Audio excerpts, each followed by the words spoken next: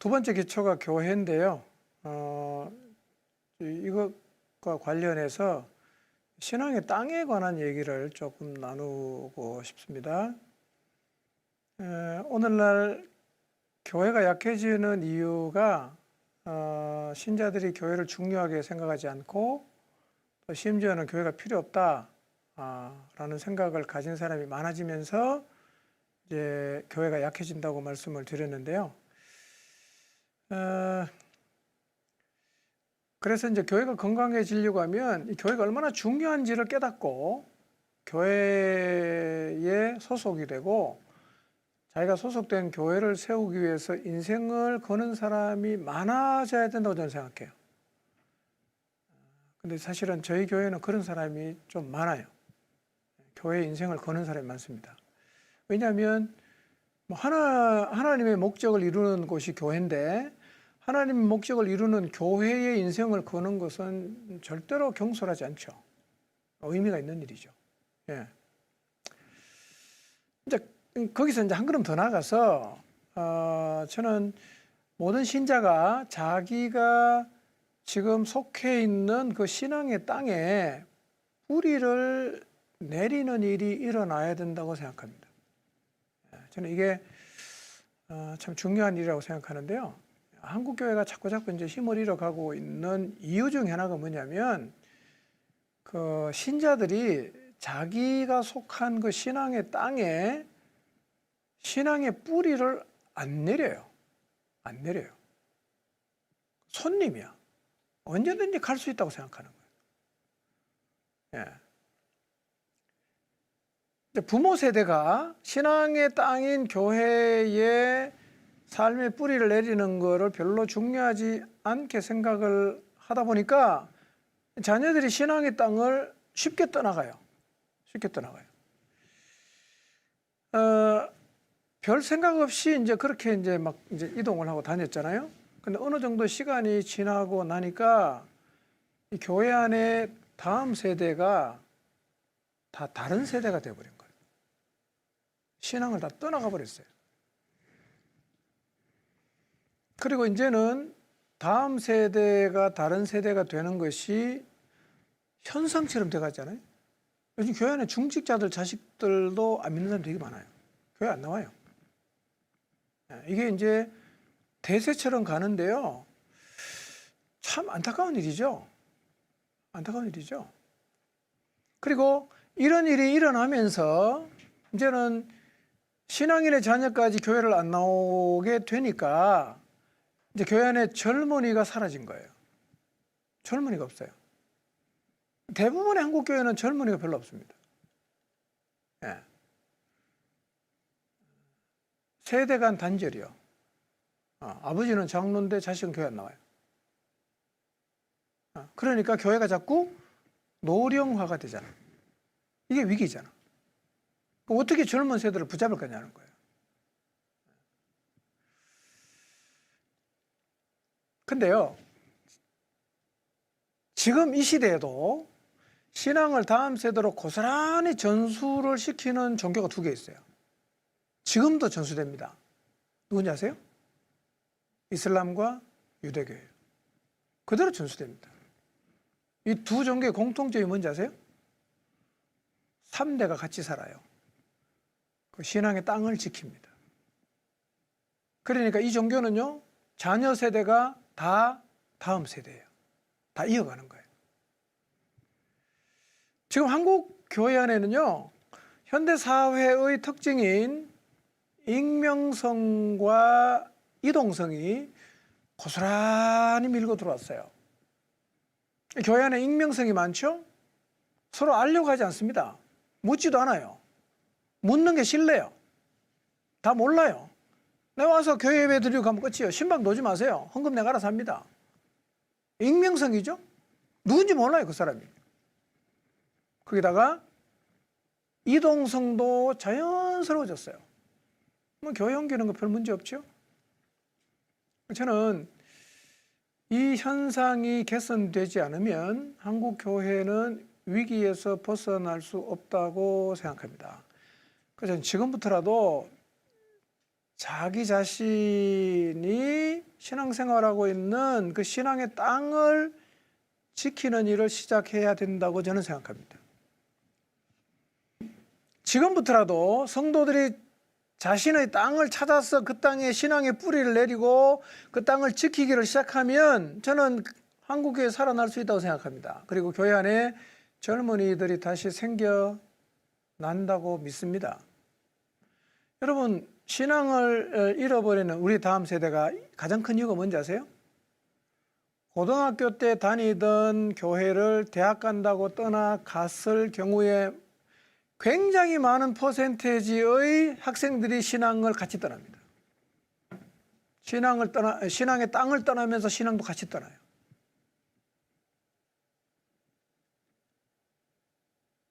물론 시간이 흘러서 돌아오는 사람도 있지만 돌아오지 않는 사람이 훨씬 더 많습니다. 이게 현실이에요. 만약 이들이 자기 땅을 떠나지 않고 끝까지 지켰더라면 지금 한국 교회 모습은 많이 달라졌겠죠. 저는 지금이라도 늦지 않다고 생각합니다. 신앙의 땅을 지키는 운동을 해야 된다고 생각합니다. 자기 땅을 찾아야 되겠죠? 내가 내 인생의 뿌리를 내리고 나뿐만 아니라 특별한 이유가 없다면 내 자자손손 계속해서 뿌리를 내리고 신앙생활할 자기 자신의 땅을 찾아야 됩니다. 어디가 내 땅일까? 특별한 하나님의 부르심이 있을 수 있지만 대개는 자기를 부르신 그곳이 신앙의 땅일 가능성이 높다고 봐야 됩니다.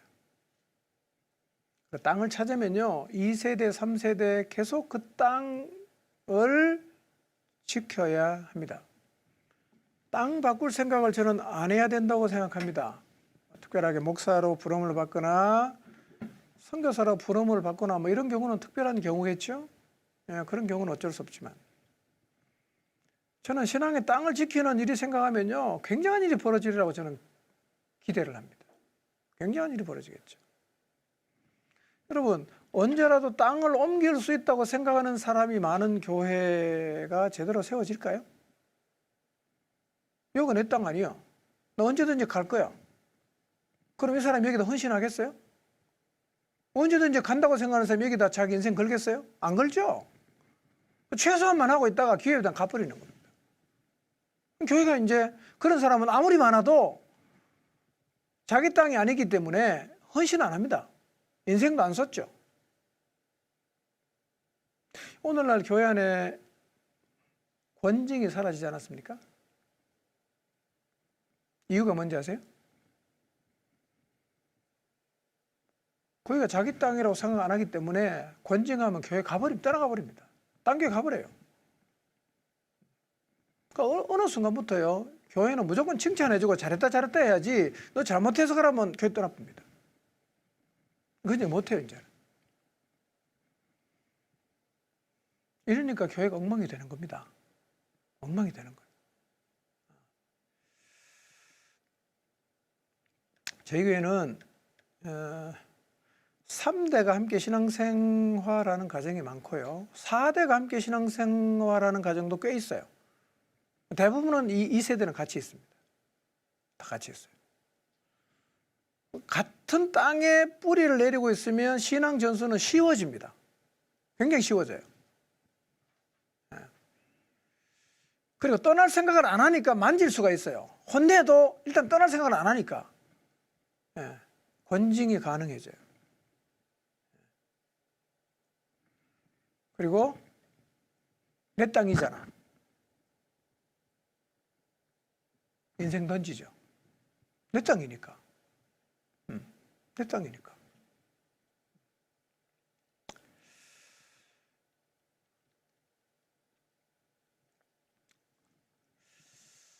자, 한번 생각해 보십시오.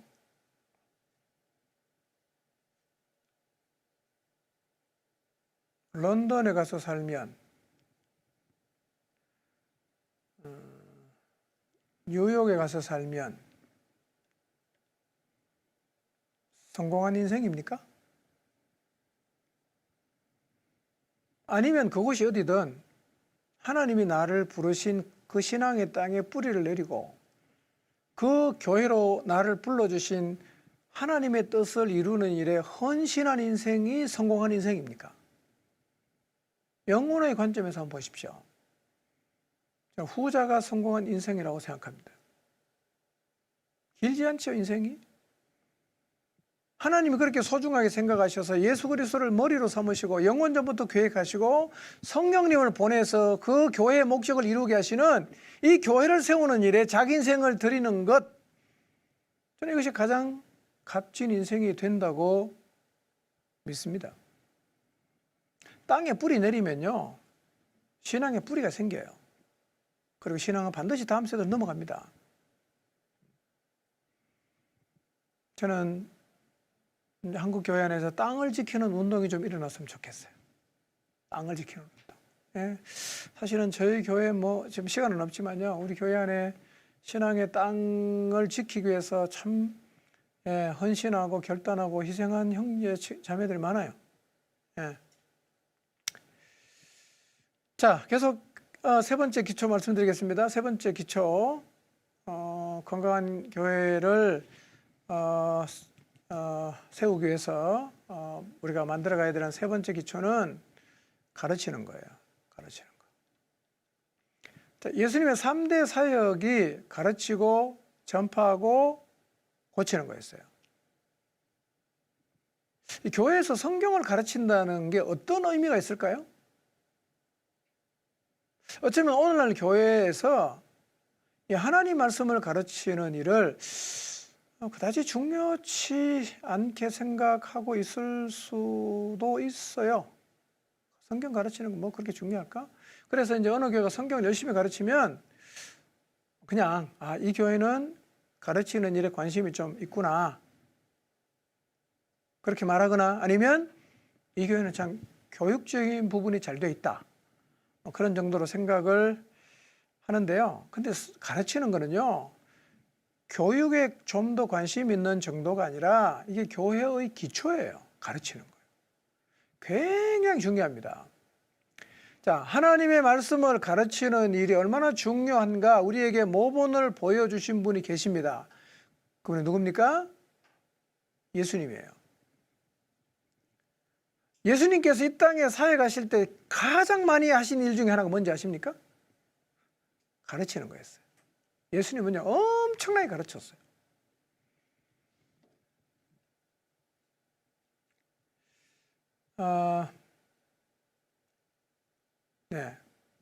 마태복음 4장 23절에 보면 온 갈릴리에 두루 다니사 그들의 회당에서 가르치죠.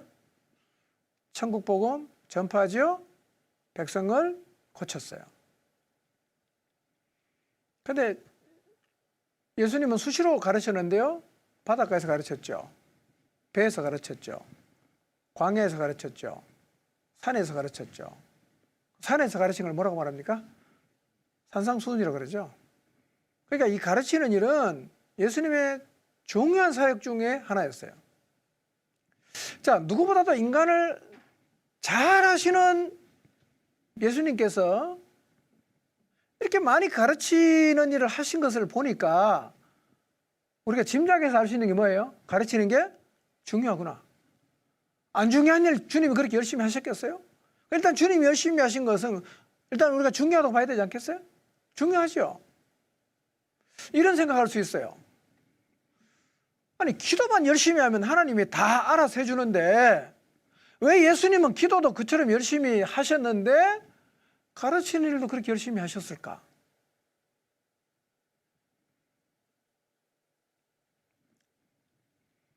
결국 예수님이 하신 것을 보면요, 기도도 열심히 해야 되지만 기도만 해서는 안 된다는 거예요. 뭘 해야 됩니까? 가르치는 일도 반드시 해야 됩니다. 가르치는 게 매우 중요하죠. 사람은요, 배우지 않으면 알 수 없는 존재잖아. 그렇죠? 안 배우고 아는 사람 있습니까? 없거든요. 그런데 세상에는 하나님에 대해서 왜곡되고 거짓된 지식이 가득하게 퍼져 있어요. 그래서 사람들이 하나님을 잘 모르기도 하지만 잘못 알고 있는 경우도 진짜 허다하게 많아요. 그리고 하나님을 잘 모르거나 하나님을 잘못 알고 있는 사람이 교회 밖에만 있는 게 아니에요. 교회 안에도 굉장히 많습니다. 교회 안에도 하나님을 오해하는 사람 많습니다. 하나님을 잘못 알고 있는 사람이 많아요. 그럼 한번 생각해 보세요. 교회 다니는데 왜 하나님에 대해서 모를까요? 교회를 다니는데 왜 하나님에 대해서 무지할까요? 간단하죠. 안 가르쳤으니까. 가르치는 사람이 없어. 교회를 10년 다녔는데 아무도 나한테 성경을 가르치는 사람이 없어요. 그럼 모르는 거지 그냥. 그러니까 신앙을 어떻게 배웁니까? 아까 말씀드린 대로 전부 어깨너머로 배우는 거예요. 아, 저 때는 저렇게 하는 거네? 앞으로는 저 때는 저렇게 해야 되겠다. 다 어깨너머로 배운 거죠. 근데요, 이 하나님에 대한 무지와 왜곡의 문제는요, 가르침을 받지 않는 한에는 극복이 안 돼요. 안 가르쳐주면 계속 모릅니다. 그래서 가르치는 일, 가르침을 받는 일은 우리가 생각하는 것보다 훨씬 더 중요합니다. 그래서 이것은요, 교회의 건강에 직접적인 영향을 주는 일이에요. 성경에도 보시면요, 가르치는 일은 살아 있었던 교회에서는 흔히 볼 수 있는 모습이었어요. 에베소 교회, 도라노선에서 얼마나 가르쳤어요, 바울이. 고린도 교회, 안디옥에서 얼마나 열심히 가르쳤어요. 그리고 아시아에 있는 교회들이 세워진 기초가 모두 다 뭐냐? 가르치는 일입니다. 제가 이 말씀을 드린 이유는 이거예요. 가르치는 일은 선택이 아니에요. 나는 교육 목회하니까 가르치고, 나는 교육 목회 아니고 기도 목회니까 성경 안 가르친다. 이렇게 하면 안 된다는 거예요. 선택이 아니에요. 반드시 순종해야 되는 예수님의 명령이에요. 자, 마태복음 28장 20절에 예수님 뭐라고 말씀하시는 거? 마지막 분부가 내가 너희에게 분부한 모든 것을 가르쳐 지키게 하라. 가르쳐 지키게 하라. 그러니까 가르치는 게 주님의 명령이니까요. 일단 기술이 부족해도 가르쳐야 됩니다. 일단은 가르쳐야 돼요. 이 교회 안에서는 가르침이 절대로 멈추지 않아야 합니다. 우리 첫째 시간에 봤던 에베소서 4장 11절에 보면 하나님이 교회를 세우기 위해서 주신 직분이 소개가 되는데 지금까지 남아있는 직분이 목사와 교사를 그랬죠? 근데 이 목사와 교사는 두 사람이 아니라 한 사람을 지칭한다 그랬죠? 이 말의 의미가 뭐겠어요?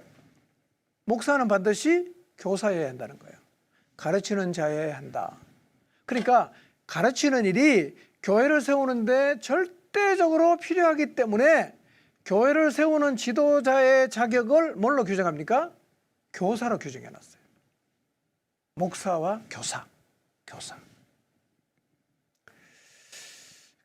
디모데후서 1장 1절에 보면 디모데후서 1장 1절에 보면요, 바울은 자기 자신을 이렇게 소개합니다.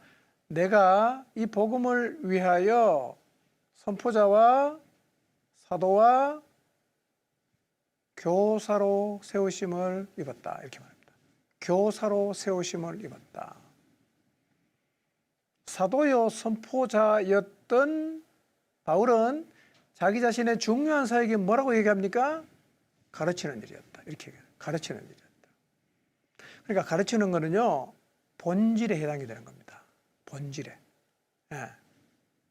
사실은 저도요, 사역 초기에 가르치는 일 진짜 많이 했어요. 일주일에 저는 이제 지금도 이제 다음 주부터 이번 주부터 성경 공부 시작했는데요. 이제 지금은 그만큼 못 해요. 성경 공부 2시간짜리 공부를 제 혼자서 일주일에 7과목을 했어요. 그러면 7과목 하려고 하면요, 월요일 날 8시부터 10시, 10시부터 12시, 화요일 날 8시부터 10시, 10시부터 12시, 8시부터 밤 12시까지 해야 돼요. 목요일 날도 그렇게 해야 돼요. 그리고 수요일 날 낮에 1개에 7개를. 그렇게 하니까요. 12주가 지나면 탈진이에요.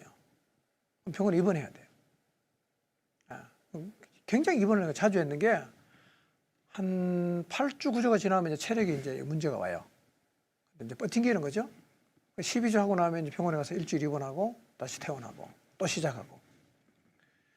지금 와서 내가 돌아보니까요. 그때 가르쳤던 게 건강한 교회의 기초가 됐어요. 아까 제가 이제 목사님에게 얘기했잖아요. 일주일에 2시간짜리를 7과목을 12주 가르치면요. 계속 얘기를 하잖아. 성경도 얘기하지만 제가 갖고 있는 교회 그림을 계속 얘기하는 거예요. 몇 년을 공부하고 나니까 이 사람들이 하는 말이랑 내가 하는 말이 똑같은 거예요. 나하고 똑같은 말을 하는 사람이 점점 많아져요. 그래서 처음에는 나랑 똑같은 말 하는 사람이 한 50%는 이제 관망하죠. 60%, 70% 넘어가는 거예요. 근데 처음에는 10%, 20% 넘어가잖아요. 근데 20% 되는데 80%가 말을 못하는 이유가 있어요. 이 사람의 삶이 변하니까. 하나님 일하시면 경험되니까 뭔가 좀 하고 싶은데 말을 못하는 거예요. 그러니까 이게 20%가 30% 되고 40% 되고 50% 되고. 근데 이렇게 하나님 말씀을 그들의 마음속에 완전히 각인시켜 주는 최고의 방법은 성경을 가르치는 거예요. 성경 가르치는 거예요. 근데 가르치는 것하고 관련해서 꼭 기억해야 될 게 있는데요. 저는 가르침에 있어서 중요한 게 뭐냐면 반복이에요. 반복. 오늘날 교회 안에는 한 번만 배우면 소위 말하는 마스터했다고 생각을 하는 사람이 많지 않습니까? 나 마스터했다. 2번은 안 배우려고 그래요. 근데 한번 우리 자신도 한번 생각해 봐도 그래요. 한 번 배워서 남는 게 있습니까? 한 번 배우면. 한 번 배우면요, 남는 게 별로 없어요. 2번 배우면 마스터 되던가요? 제가요, 어떤 과목은 한 50번도 가르쳤을 거예요. 계속 했으니까. 그러면 50번을 가르쳐도 가르칠 때마다 새로운 게 계속 나오는 거예요. 그래서 저희는 예나 지금이나 똑같습니다. 보통 같은 과목을 5번, 많으면 7번씩 반복해서 듣게 합니다. 개수를 안 해요. 다른 거를. 중요한 건 계속 반복합니다. 근데 제가 경험한 바는 그거예요. 제대로 배워서 마음에 새기는 최고의 방법은 반복이에요. 반복. 예. 근데 반복해서 가르치잖아요. 이 듣는 사람의 공통적인 얘기가 뭐냐면 들을 때마다 새롭게 들린다는 거예요. 지난번에 이 얘기 했냐 이거예요. 지난번에 이 얘기 안 한 것 같은데? 이렇게 얘기하거든요.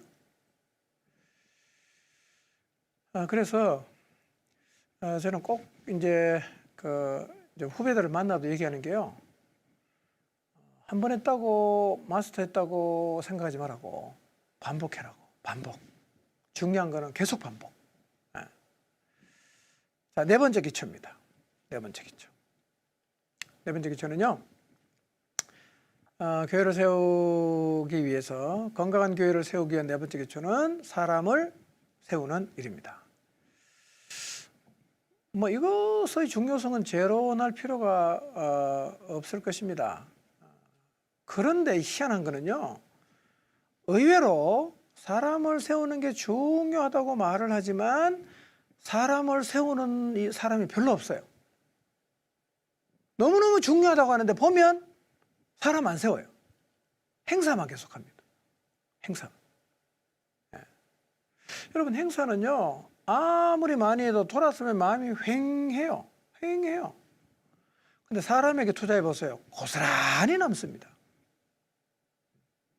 교회가 사람에게 관심을 가져야 하는 이유는 사람이 교회잖아. 교회를 세운다는 말 자체가 사람을 세운다는 말과 똑같은 말이거든요. 그러니 교회인 사람을 세우는데 영향을 쏟지 않으면 교회는 건강해지는 것은 고사하고 일단 제대로 세워지지도 않아요.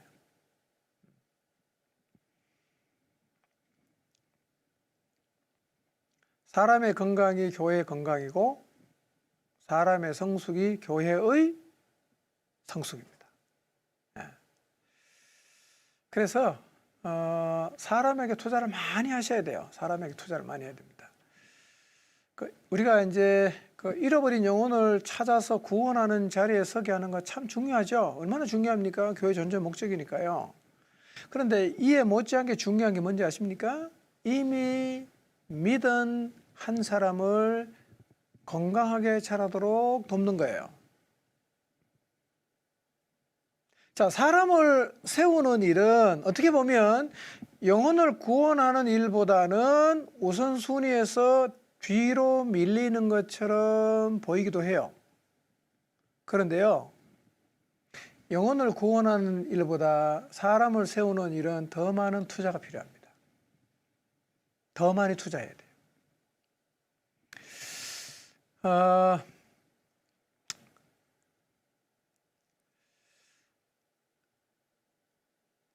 영혼을 얻는 일보다도 사람을 세우는 일에 더 많이 투자하는 게 좀 의아하게 들릴 수도 있을 거예요. 뭔가 이게 좀 틀린 게 아닐까. 예수님이 오신 목적이 잃어버린 자를 찾아서 구원하는 일인데 어떻게 그보다 사람 세우는 일에 투자를 더 많이 할 수 있단 말인가? 근데요, 그 질문은 충분히 일리가 있는데 예수님의 생애를 잘 살펴보세요. 예수님의 생애 가운데서 영혼을 구원하는 데 들인 시간보다 더 많이 시간을 투자한 게 있어요. 그게 뭔지 아세요? 사람 세우는 거예요. 거기 훨씬 시간을 투자 많이 하셨어요. 예수님의 생애를 보면 시간을 제일 많이 들인 이 영역이 어디냐면 사람 세우는 거였어요. 그러니까 다시 말씀드리면 예수님이 이 일 하신 거예요. 자기하고 똑같은 마음을 가지고 똑같은 목적을 위해서 살아갈 사람을 세우는 일에 시간을 제일 투자를 많이 했습니다. 1차적으로 12제자, 그 다음에 70명 투자했는데요. 그러니까 예수님은 부활한 다음에 누구 찾아갑니까? 주로 12제자를 중심으로 다 찾아가시는 거예요. 한 번만 간 게 아니라 반복해서 갑니다. 계속 이제 그 사람들을 세우기 위해서 주님이 이제 애를 쓰셨는데요. 근데 예수님의 방법이 옳았어요. 예수님은 소수의 제자들에게 자기 인생을 다 쏟았습니다. 그랬더니만 주님이 인생을 쏟아서 세웠던 소수의 제자들이 성천하신 이후에 예수님이 위임하신 일을 넉넉하게 감당했어요. 마치 주님의 공백을 느끼지 못할 정도로 잘했어요. 우리도 이제 예수님 좀 해야 되는 거예요. 사람 세우는 일을 해야 되고 여기다가 집중적으로 투자를 해야 됩니다. 사실은 저도 이제 예수님 방법을 따라 27년을 그렇게 했어요.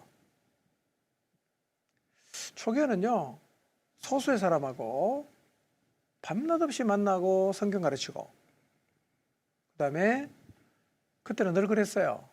성경 끝나고 12시 되면 시내에 나가요. 그러면 그 포장마차 있죠. 포장마차. 그 이제 밤늦게까지 하잖아요. 그러면 이제 우리 교회 자매가 이제 포장마차를 하는데 그 전을 너무너무 맛있게 구웠어. 그러면 12시에 끝나고 나가서 그거 먹고 얘기하다가 한 2시 되면 가요. 거의 매일 그랬거든. 지금 그 사람들이 다 목자예요. 그리고 이전에 내가 했던 일을 걔네들이 지금 다 해요. 네. 그러니까 제가 한 그대로 해요. 내가 주면 내가 준 것 보고 따라가고 그대로 하거든. 네. 그러니까 이렇게 이제 사람이 세워지니까 속도가 더 붙지 않겠어요? 옛날에 내 혼자 했는데 이제는 이 일을 하는 사람이 자꾸 많아지잖아. 네. 지금도 저희 교회는 이 영혼을 붙들고 실험하는 사람이 많아요. 실험할 줄 알아요. 저하고 했던 거 그대로 따라하거든요. 그러니까 목사님들이 영혼을 커드를 붙잡고 실험을 계속 해주면 경험해봤잖아요. 하는 게 쉬워요. 본대로 하면 되니까. 근데 이걸 안 해주고 하라고 하면 못해요. 이거 뭐냐? 할 줄 모르는 거예요. 할 줄 모르니까. 제가 이제 그 목회를 하고 바꾼 게 많은데 그 중에 하나가 소위 말하는 대신방 있죠. 그걸 바꿨거든요. 왜 바꿨냐면 나는 그 대신방을 왜 하는지를 내가 이해를 못 하겠더라고. 일주일에 하루에 5집, 7집 하잖아요. 그거 하면 제가 부목사한테 했거든요. 너무 힘들어갖고, 어떨 때는 이제 그 예배 드리고 이제 음식 먹을 때 옆방에 가서 좀 누워 있었어요. 너무 힘들어갖고. 근데 정작 가서 이제 말씀 전하면 그 주인 양반은 음식 주문한다고 들으지도 않아. 그 집주마다 다 소리 듣기거든. 이걸 왜 하는 도대체? 나 이해를 못 하겠다. 그래서 제가 담임 목회를 딱 하자마자 바꿨어요. 내가 혼자 갔어요. 어떨 때는 제 아내랑 갔어요. 집에 가면 2시간이고 3시간이고 다 얘기하는 거예요. 남편 문제 어떠냐, 월급은 어떻게 받냐, 뭐 애는 어떠냐. 그 사람의 삶의 전반을 다 얘기합니다. 그러면 하루에 한 2-3집밖에 못 해요. 근데 이제 교인이 조금 늘어나니까 그거 한 번 하고 나면 제 명대로 못 살겠더라고. 도저히 못하게 너무 많아갖고. 이제 바꿨어요. 이제 목자만 신방한다. 그럼 목자가 양들을 신방해라. 내가 한 대로 그대로 따라해라. 지금 이제 목자도 못해. 너무 많아갖고. 근데 저랑 신방을 다 해봤기 때문에요. 가서 우리는 대신방을 목자가 하거든요. 똑같이 합니다. 잘해요. 어떻게 하냐? 내가 해준 그대로 하면 되니까. 본대로 꼭 따라해요. 근데요, 사람 세우는 일은 이게 간단하진 않아요. 여러분, 그 사람 세운 거 한번 생각해 보세요. 사람 어떻게 세우셨어요? 한번 생각해 보세요. 어떻게 세웠어요? 어떻게 하는 게 세워지던가요? 이거 뭐 사람 세운다는 얘기는 우리가 사실은 뭐 다 그냥 하도 많이 했으니까 하는데 그 막상 그 어떻게 세우냐 물어보면 이게 사실은 이게 대답하기 쉽지 않아요. 이게. 자, 그러면 한두 달 만나서 성경 공부하면 사람 세워집니까? 안 세워지죠. 저는 사람을 세운다는 말은 저는 이렇게 생각합니다. 가장 쉽게 설명하면 자식 키운다고 생각해야 돼요. 아이 있잖아요. 아이 키우는 거 있죠. 그렇게 키워야 돼요. 그게 키운다는 의미예요. 그리고 사람 키우는 건요. 그렇게 자식 키우듯이 관계를 하면서 위임해 줄 때 사람이 크더라고요. 위임을 해줄 때.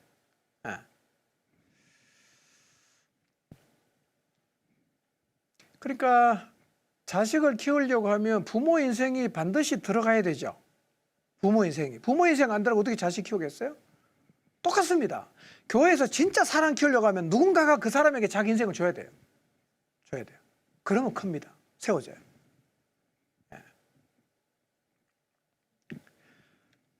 자식 한 3명만 낳아도 그 3명 제대로 키우려면 부모 인생 거의 다 들어가지 않습니까? 그렇죠? 2-3명께 인생 다 들어가잖아요. 그래서 저는 교회 안에서 사람 키우는 것도 그렇게 키워야 저는 된다고 생각해요. 그렇게. 진짜 인생을 줘야 돼요. 내 인생 다 이렇게 챙겨놓고 단돌이 해놓고 남는 거 이렇게 찔끔찔끔 주면 다 알거든요. 그러니까 여러분이 지금 내가 지금 하는 행동을 내가 하는 사역을 받는 사람 입장이 아니고 예전에 받아봤잖아. 그때 한번 생각해 보세요. 누군가가 나한테 나를 돌봐줬을 때 느낌을 생각해 보세요. 언제 진심이 느껴지고 언제 사랑이 느껴졌던가를. 자기 손 딱 끄어놓고 뭐 몇 시 후에는 전화도 하지 마라. 뭐 이렇게 하면 이게 사랑받는다는 느낌 전혀 없잖아요. 밤이고 낮이고 부르면 가고 급하면 같이 가서 울어주고 함께 해주고 그러면 사실은요, 그래서 마음이 열리고 신뢰감이 형성이 되면 말이 필요 없어요. 말 필요 없어요. 우리 부모는 자식 다 그렇게 키우잖아. 자다가도 애 문제 생기면 벌떡이라도 안 갑니까? 다 가잖아요. 예. 그런 사랑을 경험하면요, 관계에서 형성이 되고, 예, 그때는 진짜 팥으로 매주 쓴다고 해도 믿고 따라옵니다. 예.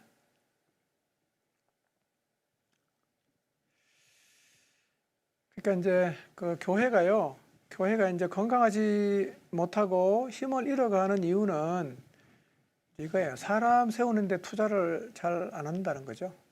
사람. 예. 여러분은 지금 사역을 지금 하고 계시는데요. 사람이 얼마나 투자하는가를 한번 생각해 보세요. 사람. 그 교회가 가장 조심해야 되는 게 뭐냐면, 그 교회는 담임 목사의 세대가 항상 주세력이 될 가능성이 많잖아. 그러면 담임 목사가 늙어가면 같이 늙어가요. 그래서 근데 이제 담임 목사 70까지 하면 담임 목사가 70이 될 때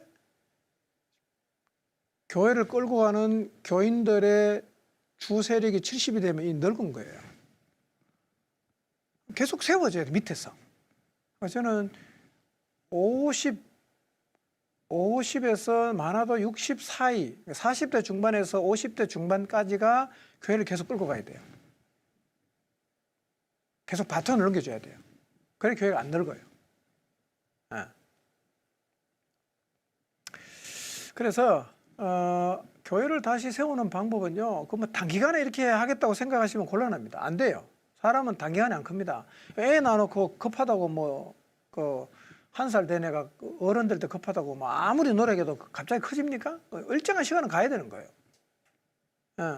그러니까 지금부터라도 사람 세우는 일에 집중해야 돼요. 프로그램 뒤로 하고 팔을 걷어붙이고 사람 세우는 일에 집중을 해야 돼요. 그래야 교회 살 수 있어요. 근데 사람은요, 폰을 떠서 기계로 찍어내듯이는 못 찍어냅니다. 느려도 한 사람씩 해야 돼요. 답답할 수 있겠죠. 근데 절대로 조급하게 생각하지 말고요, 길게 내다보고 한 명에게 투자해 보세요. 이게 늦어 보이는데 그게 제일 빠른 길이에요. 그게 지름길이에요.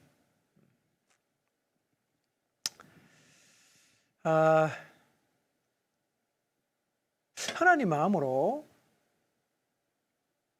여러분과 함께 자기 자신의 인생을 들여서 교회를 함께 세워갈 동력자가 몇 명이나 있는지를 한번 생각해 보십시오.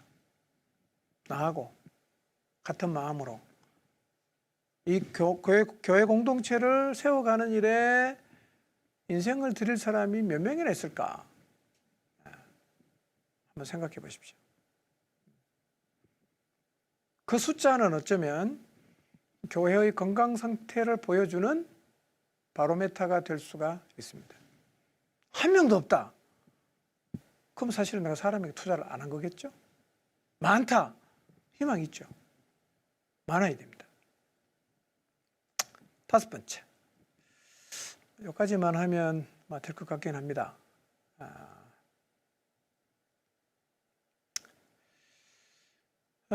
건강한 교회를 세우는 5번째 기초.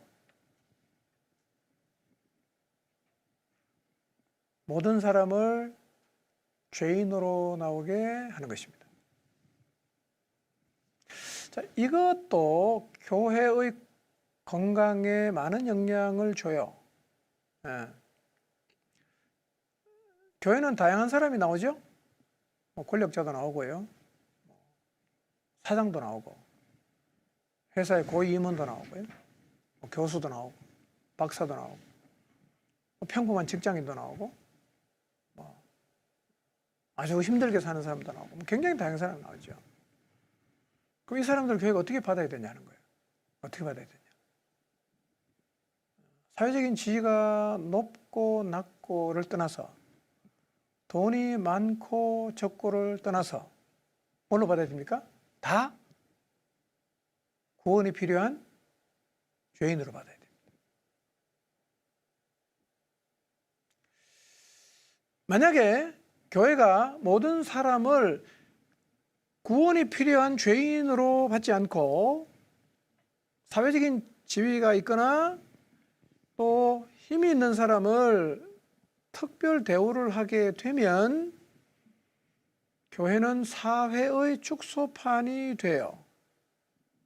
똑같아지는 거죠. 그리고 병들게 됩니다. 교회를 향한 최고의 욕이 뭘까요? 세상하고 똑같네. 이건 사실은 교회를 향한 굉장한 욕이라고 봐야 돼요.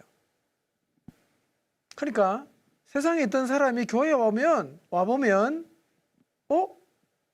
이거는 내가 놀던 물하고 다르네? 그래야 돼요. 똑같네? 이러면 이게 욕입니다. 욕이에요.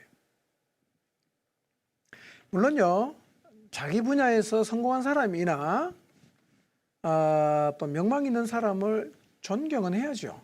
존경은 해야죠. 그렇지만 교회는 누가 나오든지 간에 모든 사람을 죄인으로 받아야 한다는 사실을 한순간도 잊지 말아야 됩니다. 사람들이 가지고 있는 사회적인 지위가 하나님 앞에서는 중요하지 않거든요. 그리고 사회적으로 성공한 사람이 많다고 좋은 교회 됩니까? 명망 있는 사람이 많다고 성공한 교회가 됩니까? 사회적인 명사가 많다는 것이 교회의 격을 높이는 겁니까? 아닙니다. 아니에요. 교회의 격은 그렇게 높아지는 게 아닙니다. 교회의 격은 얼마나 많은 죄인이 회개하고 예수님에게 나와서 새로운 삶을 살아가고 있는가, 이게 교회의 격을 결정하는 것이지, 명망 있는 사람 많고 부자 많다고 교회가 격이 높아지는 것은 절대로 아니에요. 그래서 교회는 언제나 그렇습니다. 모든 사람을 하나님을 떠나 산 죄인으로 나오게 해야 합니다. 교회는 힘 있는 사람이 나와서 행세하는 곳이 아니고요, 죄인들이 나와서 자신의 죄를 회개하고 구원을 얻는 곳이에요. 교회가 모든 사람을 죄인으로 받아들일 때 교회가 비로소 세상과 구별된 곳으로 남게 되는 거예요.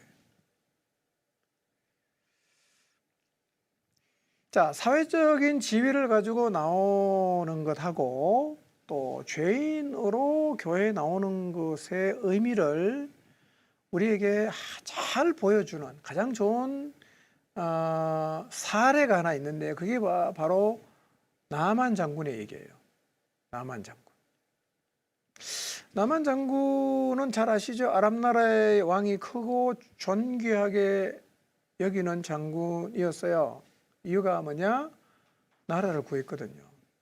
우리나라로 말하면 이순신 장군 같은 사람, 굉장히 훌륭한 사람이었어요. 근데 이렇게 존귀하고 능력이 많은 장군이 안타깝게도 병에 걸렸어요. 감기 걸린 정도가 아니라 고칠 수 없는 나병에 걸렸어요. 그는 왕이 존귀하게 여기는 사람이기 때문에 병을 고칠 수만 있다면 무슨 일이든 다 할 수 있어요.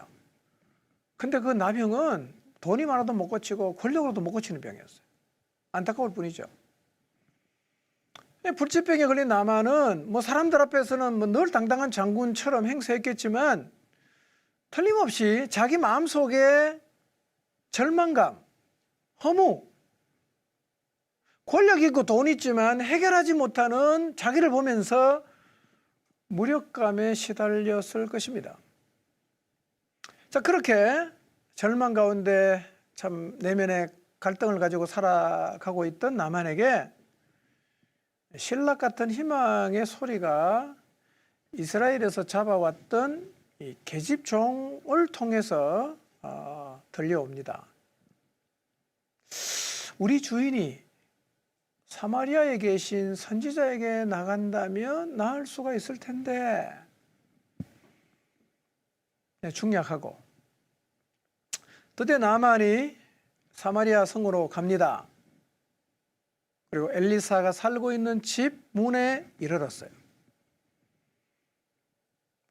근데 지금 자기 눈앞에 자기가 오면서 생각했던 것과는 전혀 다른 광경이 펼쳐져요. 그건 뭐냐? 아니 자기가 아람의 장군인데 엘리야가 코빼기도 안 보이는 거예요. 그리고 뭐라 그러냐? 사환 내보내갖고 요단강 가서 7번 씻고 가라는 거예요. 그래서요, 열왕기하 5장 9절에 10절을 보면 나만이 대노를 합니다. 야, 내가 비록 문둥병에 걸렸다고는 하지만 이 아람 나라의 첫째가는 장군인데 당신이 아무리 유명한 선지자라고 해도 나를 이렇게 대화할 수는 없다. 나만이 열을 받습니다. 모욕을 당했다. 내가 칼을 갈면서 귀국기로 올라요. 나만 행동 이해가 되십니까?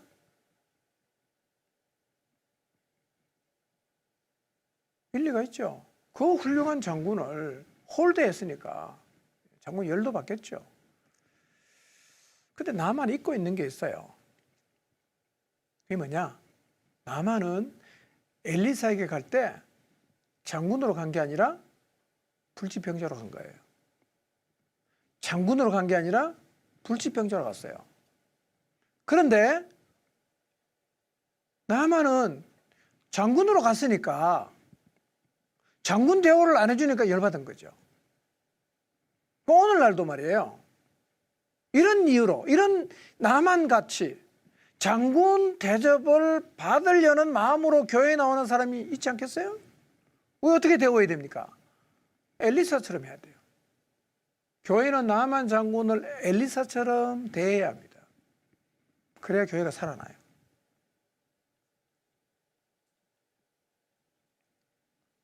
교회는요, 불치의 병인 죄의 병을 고치기 위해서 오는 곳입니다.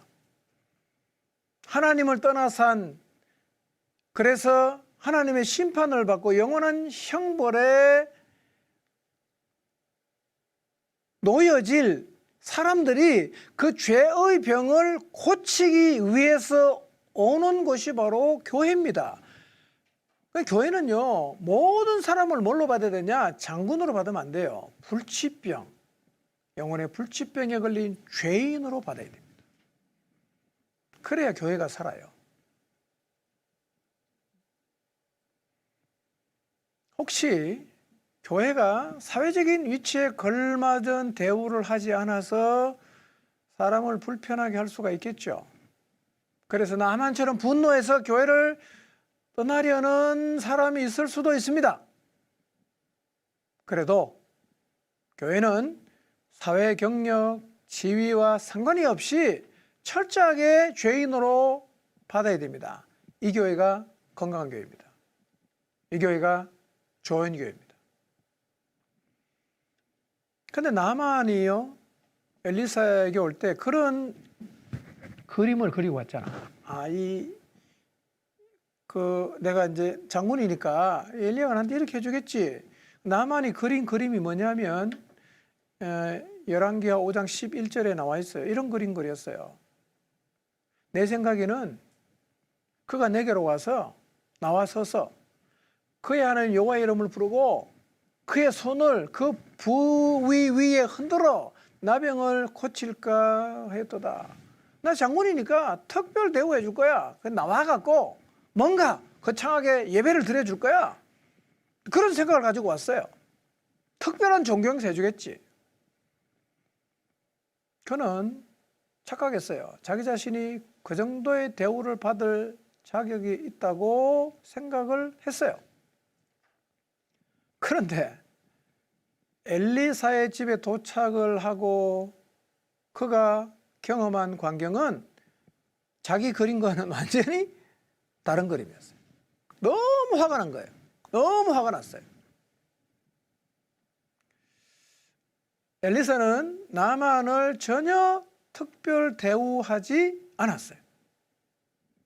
이것이 오늘날 교회가 보여야 하는 모습이라고 생각합니다. 교회는요, 언제나 이런 자세를 견지해야 합니다. 이렇게 하는 것이 진정으로 그 영혼을 사랑하는 길이고 또 교회를 건강하게 세워가는 길입니다.